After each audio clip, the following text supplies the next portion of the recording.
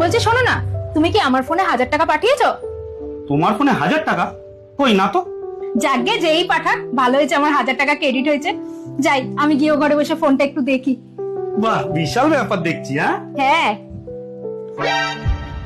কি গো, দাঁড়াও দাঁড়াও দাঁড়াও, একদম ফোন মেসেজ চেক করবে না। এই যে 1000 টাকা তোমাকে পাঠানো হয়েছে, এই যে মেসেজটা তুমি পেয়েছো, তোমার অ্যাকাউন্টে ক্রেডিট হয়েছে, এটা একটা নতুন ধরনের স্ক্যাম এখন বেরিয়েছে, যেটা অনেকের ফোনেই এরকম ধরনের মেসেজ আসছে।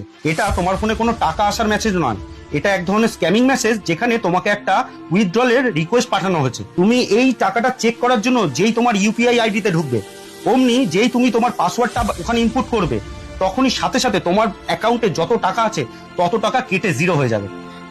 একদম এই ফাঁদে পা দেবে না। এখন তোমাকে এই মেসেজটাকে মিনিমাম 15 মিনিট পর ওপেন করতে হবে, খুব কম করে 15 মিনিট, তার বেশি সময় হলে খুবই ভালো হয়।